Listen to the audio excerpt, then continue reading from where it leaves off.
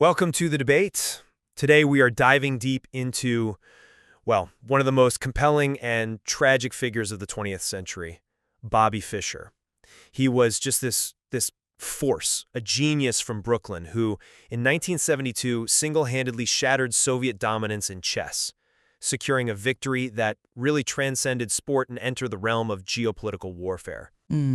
That match in Reykjavik was without a doubt, the zenith of his intellectual power, a moment of truly extraordinary achievement. But the source material really forces us to confront a far more uncomfortable truth about the mind behind that success. Precisely. The essential question before us is this: was Fischer's intellectual genius fundamentally inseparable from the psychological pathologies that later led to his total decline and isolation? I'm going to argue that his genius was a distinct, transformative force, a professional rigor that was tragically overwhelmed by later pressures and a debilitating post-achievement void. And I come at it from a different way entirely. I believe the pathology wasn't a secondary development or a tragic consequence. It was present from the very start. It was the immediate, inseparable engine, the necessary cost of his unique, ruthless dominance. Yeah, I can see why you draw that conclusion, but I think we have to focus on the concrete, quantifiable evidence of his technical supremacy. Fischer's success wasn't just some, manic obsession. It was disciplined, unparalleled professionalism that fundamentally revolutionized how the game was studied and played. How do we prove that separation?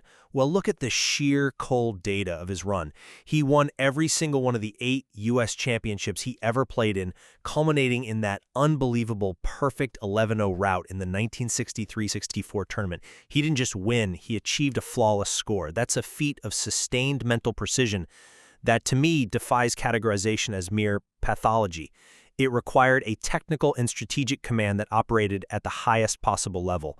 And we can't overlook the back-to-back 6-0 sweeps against elite grandmasters Mark Taimanon and Bent Larsen in 1970-71. I mean, to not only beat two of the world's best players, but to sweep them 6-0 without a single draw, that speaks to a depth of preparation and calculated ruthlessness that is purely technical mastery. Furthermore, his positive intellectual legacy, the invention of Fischer random chess and the patented digital clock system, that demonstrates a sustained, productive, intellectual contribution independent of his eventual personal turmoil. That's a compelling catalog of achievements, no doubt.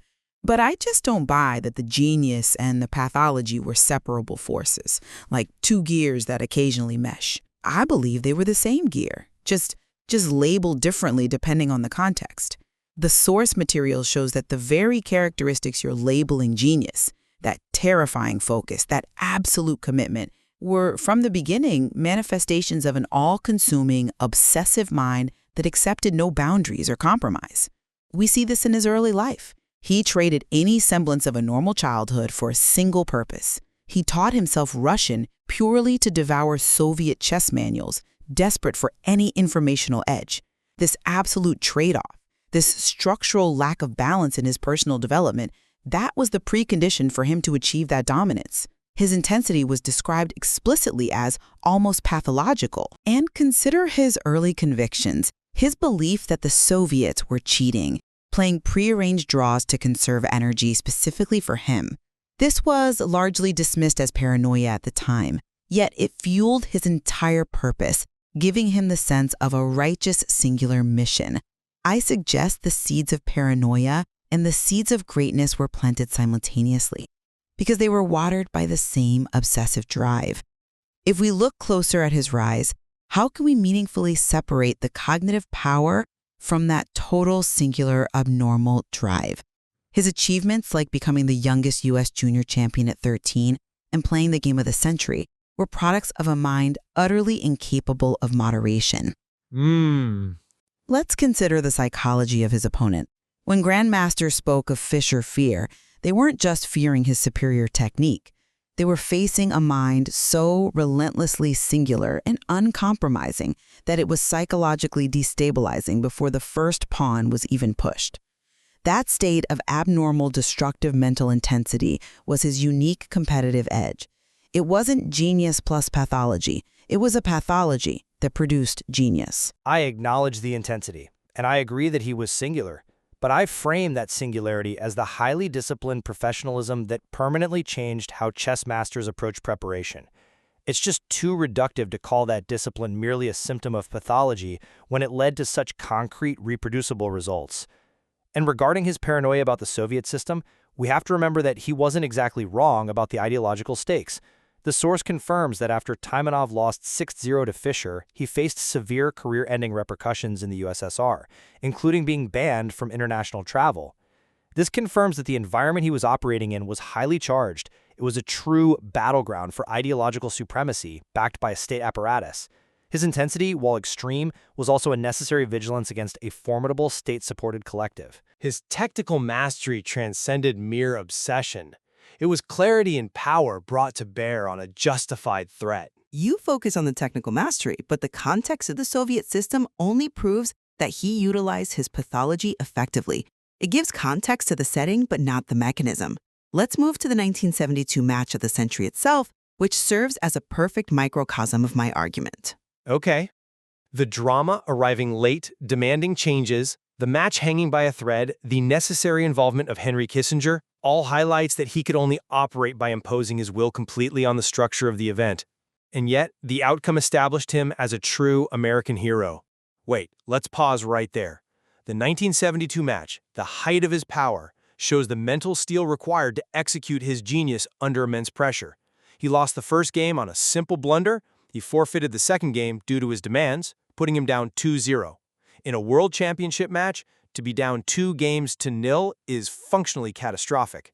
Yet, he had the intellectual and emotional capacity to regain control, demand the third game be played in a small back room away from the cameras he hated, and then dominate Spassky from that point onward, winning the title convincingly.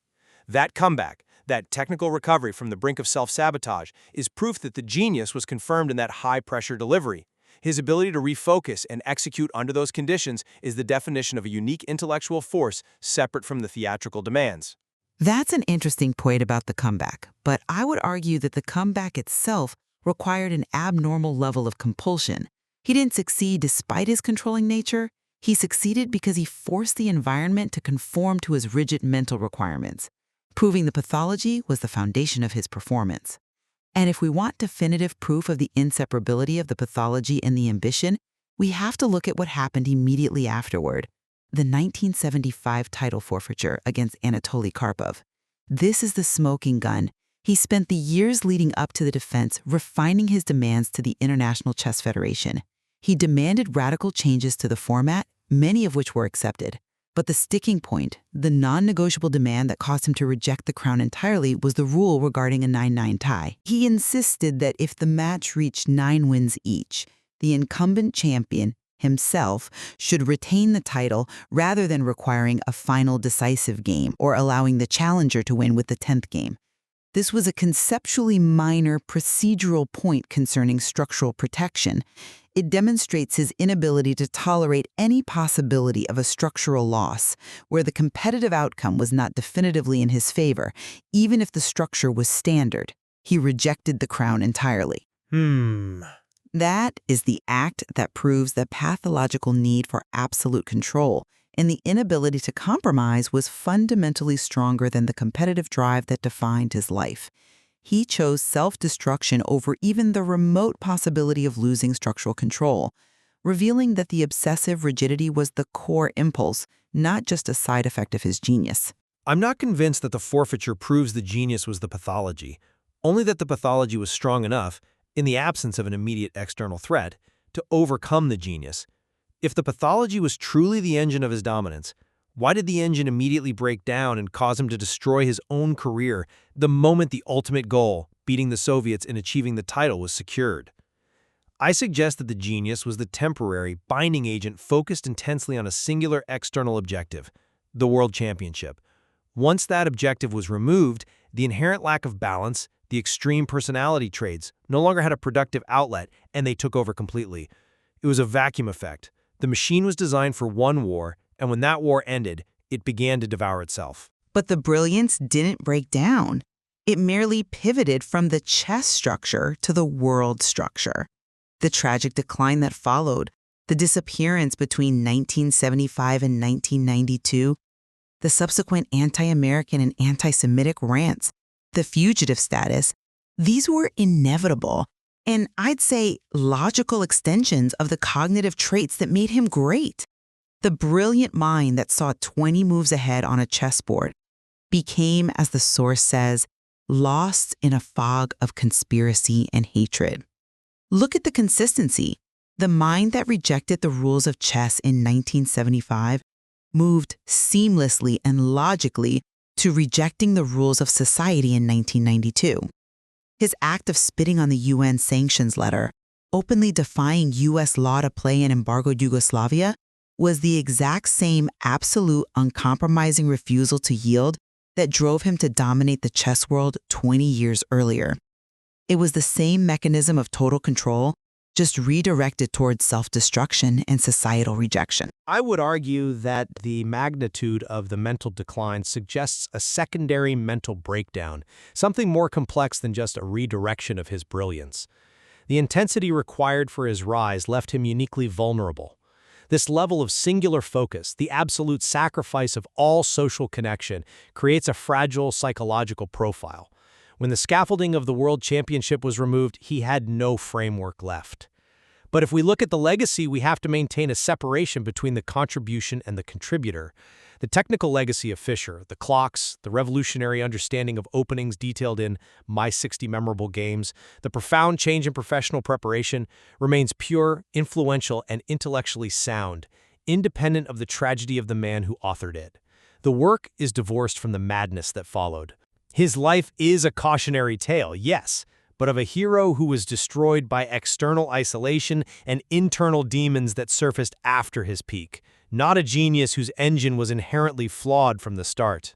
That's a very generous interpretation of his post-1975 activity.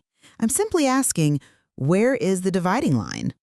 You are drawing a clean separation between the calculation and the compulsion, yet his refusal to compete in 1975 demonstrates that the compulsion fundamentally overruled the calculation. The obsession with total control trumped the competitive desire, which suggests the control mechanism was primary. Think about the psychological toll on the rest of the chess world. Fischer, unlike previous champions, demanded absolute perfection from himself and everyone around him. That demand, whether you label it discipline or pathology, fundamentally changed the expectation of what a champion had to be. It required a non-human level of dedication, a dedication that consumed the man himself. He forced the rest of the competitive world to match his pathological level of commitment just to stand a chance. That, to me, indicates that his state of mind was not an accessory to his genius, but the very tool of his dominance.